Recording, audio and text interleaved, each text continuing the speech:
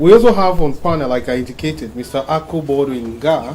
He is the coordinator of the Humanitarian Civil Society Organizations for the Southwest, or a coalition of humanitarian civil society organizations for the Southwest. We're happy to have him on board. Mr. Akoh, how would you assess the level of humanitarian intervention on the vulnerable, on the needy in the two English-speaking regions as a civil society actor in the humanitarian way? Yannick, before I start, I wish to extend Happy New Year 2020 to the televiewers out there.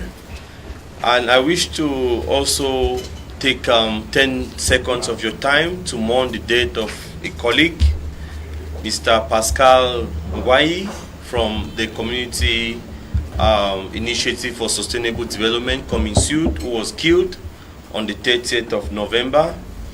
And that is a very painful experience. So please permit me to take just 10 seconds of your time to express my condolence to the family.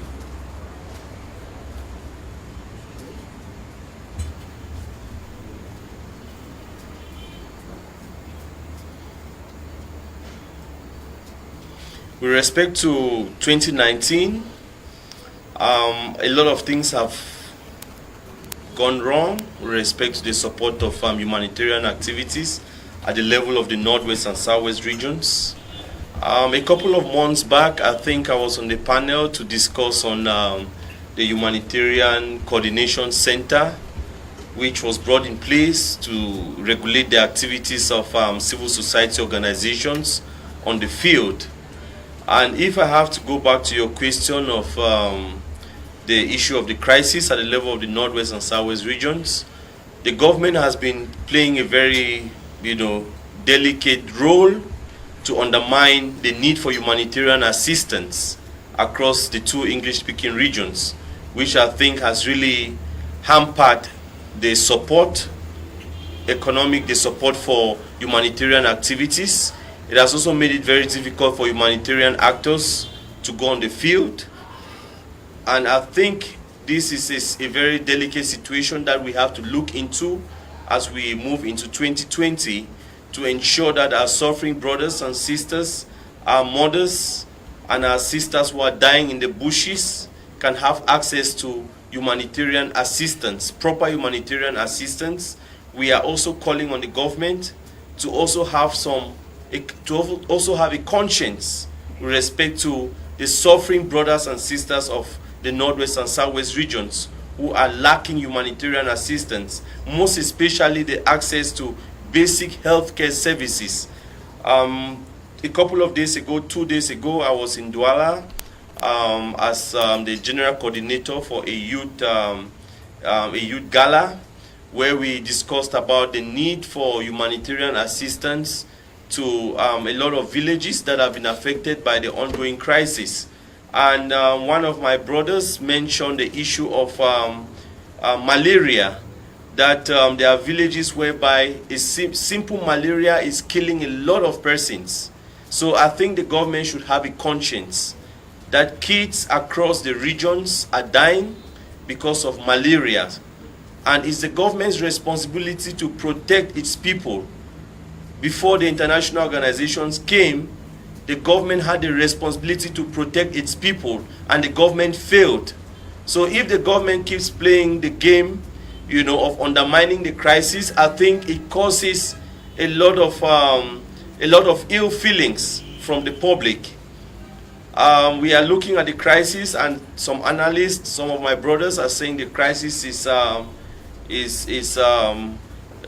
coming to an end, or is taking another dimension. But I think this crisis is an ideological crisis, and we should also, the issue of ideology is also, without weapons you can fight a war with an ideology. So the government should also look at the kids who are coming up, as Mr. Sama earlier mentioned. We are having a generation that is rising from the Northwest and Southwest regions that is going to be extremely dangerous for those across the English-speaking regions. Look at those who have not gone to school for the past 2 to 3 years. What is their ideology? It's dangerous.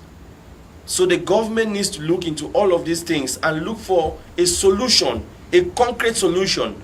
And when I met with some foreign dignitaries at the level of the diplomatic community, I don't want to call names, I had recommendations from the diaspora that they should look for a means to create a back channel to discuss with those in jail, most especially Seseko Ayoktabe, to discuss with them because they have that credibility when it comes to the public.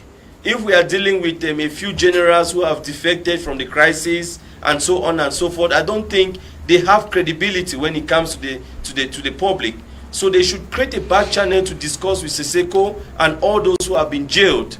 They should also call for a ceasefire. I think we are looking forward to the speech of the head of state, and we expect him to call for a ceasefire. But from all indications, we are not sure that he's going to call for a ceasefire, and we feel really demoralized. Right. I will not leave you without asking you this question, because that's the discussion for the moment. The fact that the government says that it can handle this crisis. Cameroon is not in a humanitarian crisis, and so international agencies are not needed in this country. And there was even a revelation by the Minister of Territorial Administration that weapons were found in the vehicle of a humanitarian agency. What do you have to say about all of this? The truth of the matter is, every crisis is business, be it from the side of the government or from the side of the humanitarian organizations. There is business going on, but we need concrete solutions. We are looking up to the international community, the United Nations, to take the lead. There is a book written on crisis as business, and most of the organizations are also benefiting from the crisis, while at the same time they are delivering aid, they are making a lot of money. I'm not shy to say this on air, but we should call on the United Nations to have a conscience to look at what the people are going through. The United Nations has all the various parameters, all the various agencies, the ability to bring the crisis to an end. I think if the United Nations can put more pressure on the government, like what we are seeing at the level of the United States, Donald Trump doing to the country, if the United Nations can do something, I think it's going to put pressure on the government to bring this crisis to an end. So I think basically that is what I have to say. All right.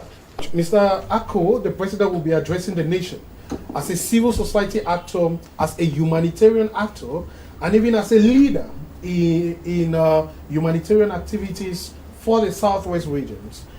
What do you expect the president to address? He already started imploring, dispatching presidential magnanimity by sending out 100 trucks of humanitarian aid. As a humanitarian actor, what do you expect from his speech? Yannick, the situation is very sad. I think if the president is making a speech tonight, as we are expecting, he should focus on the youth, not for jobs, but for the youth to be empowered to do something for their communities. It's a shame that in other countries, even kids in kindergarten and maybe secondary schools are coming up with softwares. In Cameroon, we have PhD holders who are sleeping and begging for jobs. It's really sad with the kind of educational system that we have in Cameroon. I think maybe those who are holding PhDs in Cameroon, before starting with the program, they should really tell them the meaning of education. And if you look at education, you go from the Greek definition of education, edukare, which means to bring forth. If we are going in for a PhD, you must be ready to bring forth, you must be ready to come up with something new to transform your communities, not to go and be begging for jobs. It's a very sad situation. And when I look at this, the situation of the government is struggling to redeem itself. The government has failed, but I think the government needs to accept its failure and look into concrete proposals that are coming from stakeholders, reliable stakeholders, to bring the crisis to an end. And I think the youth must be at the focus, because youth are frustrated. If you go to other towns, other villages in the French-speaking parts of Cameroon, you realize that youths are really frustrated. The level of insecurity is gradually rising across the major cities in Douala and Yaoundé. That is what the government is not looking into. But there is going to become a time when most of these youths, if they have access to ammunitions, are going to be the greatest threat to the peace and security of this nation. So the government must focus on the youths to see that they are not empowered by giving them jobs, but they should have a means of credit so that they can go into small businesses and do something for themselves. So that is what I'm basically expecting from the president, because we are not looking at the issue of special status. We are looking at the issue of justice and peace. And if there is no justice, there can be no peace, because there's going to be continuous war and a lot of people are going to be frustrated with the system.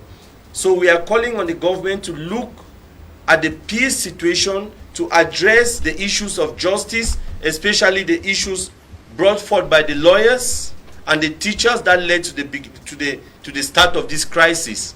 The government should solve the problems and not beat around the bush.